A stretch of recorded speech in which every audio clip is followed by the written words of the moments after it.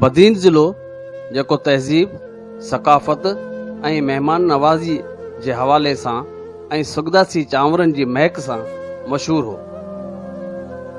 अॼु उन ज़िले में घणे अरसे खां पाणी जी सख़्त खोट आहे। पाकिस्तान जे सूबे सिंध जे समुंड सां लॻंदड़ हिन ज़िले जा माण्हू अॼु ॾाढा ॾुखारा आहिनि। परे क्या था अचनि ॿार, वो ॿार परे क्या था अचे, किथां किथां उतर ॻोठ उतां क्या थो अचे, ढोना ॻोठनि अॼु जिथां किथां परे क्या था अचे, मगर ॿार बचे त पुॼो कोन थो सघे, छा कनि, मजबूरी भरियूं था।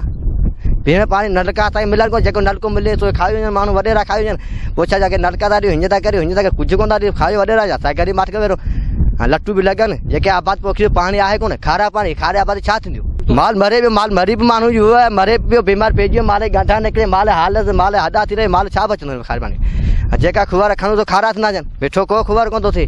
कोट मां निकिरंदड़ वाहन पारां साहिली पट्टी जे टेलनि ताईं पीअण जो पाणी न पहुचाइण सबबि समुंड सां लॻंदड़ साहिली पट्टी वारो इलाइक़ो बयाबान ऋणपट बणिजी वियो आहे।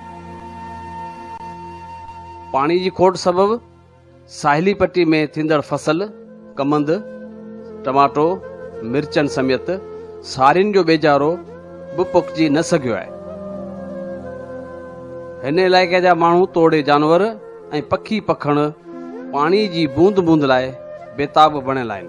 सवे ॻोठनि में 6 महीननि खां पाणी न अचण खां पोइ सोन जहिड़ियूं लखे एकड़ ज़मीनूं गैर आबाद ऐं बंजर बणिजी वियूं आहिनि।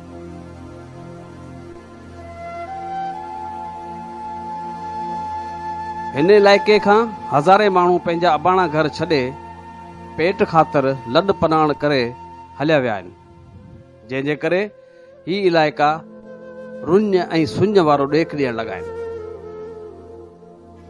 पीअण वारे पाणी लाइ जिते माण्हू परेशान आहिनि, उते पखी तोड़े जानवर बि कहर जी गर्मी में पाणी ढुक मिलण लाइ बेहाल आहिनि।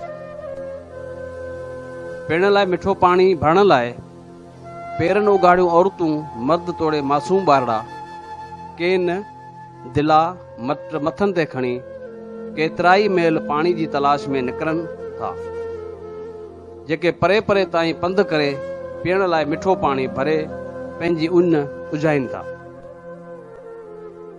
वाटर कोर्स जेके आहिनि उते अचनि ई कोन था। मेरवा तलाउ खां वठी पाणी हिते बंदि पियो आहे। अॼु बि ॾिसो तव्हां मेरवा जी शांख जी हालत, त उहो सुकी पई आहे, उन में डंगर ऐं अलाए कहिड़ियूं कहिड़ियूं शयूं पियूं आहिनि जेकियूं हर साल खोटाई बावजूद बि पाणी हिते फैक्ट्री बि जेकॾहिं अचे थो त उहो अचे थो गंदो पाणी, जेको इस्तेमाल जे लाइक़ु न आहे। अहिड़े क़िस्म जा असां वटि ज़ुल्म आहिनि ऐं गवर्नमेंट खां दाऊं कंदा पिया रहूं त साईं असां वटि पीअण जो पाणी कोन्हे, असां वटि पीअण जो पाणी कोन्हे, असां वटि पीअण जो पाणी कोन्हे, पाणी न पियो अचे। ऐं खूह जेके असीं खणूं था 10 खां 15 फुट ताईं वञे थो, उहो जेकॾहिं हेठि पाणी खुटी थो वञे त असां हेठि खणूं था फुट बि त बि खारो थो निकिरे। अक्सर पाणी जा खूह बि खारा थी विया आहिनि।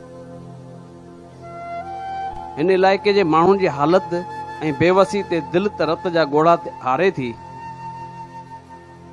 पर इंसानियत जो अहसासु रखंदड़ माण्हुनि जूं दिलियूं बि ॾरी थियूं पवनि।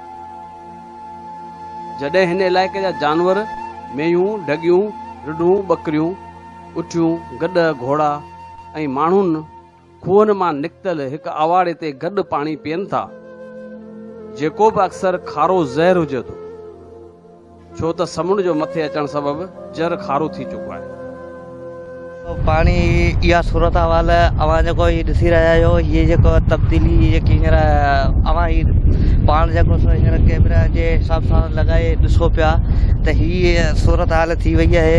ऐं पंहिंजा असांजा जेके बि हे पंहिंजा NP जेके आहिनि, उहो ओॾी महिल जेको असांखां वोट वठी ऐं पंहिंजे जेको सूरत हाल जे गुम थियनि था, अॼु तक उहो ज़ाहिर ई कोन थिया।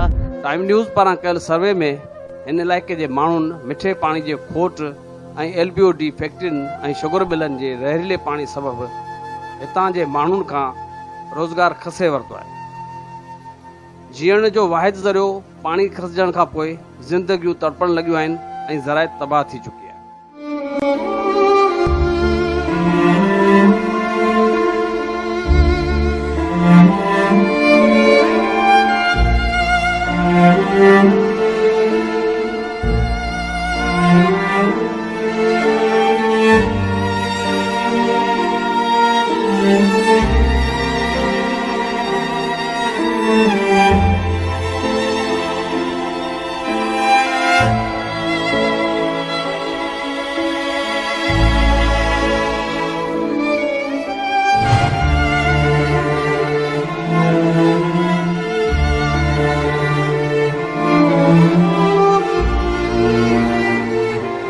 साहिली पट्टी जे रवासियुनि मूजिबि बदीन ज़िले में मुसलसल पाणी जी खोट खां पोइ न रुॻो हितां जूं ज़मीनूं गैराबाद थी वियूं आहिनि, पर समुंड में मिठे पाणी जो छोड़ न करण ऐं फैक्ट्रियुनि, शुगर मिलनि ऐं LBOD जे ज़हरीले पाणी जे छोड़ सबबि हितां जे माहिगिरनि जो रोज़गार पुण ख़तमु थियण सां गॾु हिन इलाइक़े जे सूंहं जी अलामत बणियल ख़ूबसूरत वण बि सुकी ख़तमु थी विया।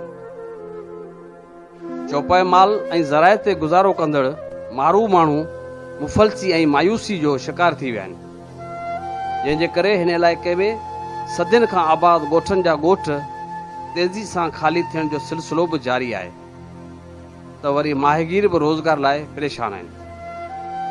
ज़रूरत उन ॻाल्हि जी आहे त सिंध हुकूमत फौरी तौरु नोटिस वठी बदीन ज़िले जे पुछड़ियुनि वारनि इलाइक़नि ताईं पीअण जो पाणी पहुचाए क़ीमतियूं जानियूं बचाइण लाइ क़दम खणे, जो उन ई खां अॻु हीउ इलाइक़ो बयाबाननि ऐं वीराननि जे वर चढ़ी माज़ी जो किसो न बणिजी वञे।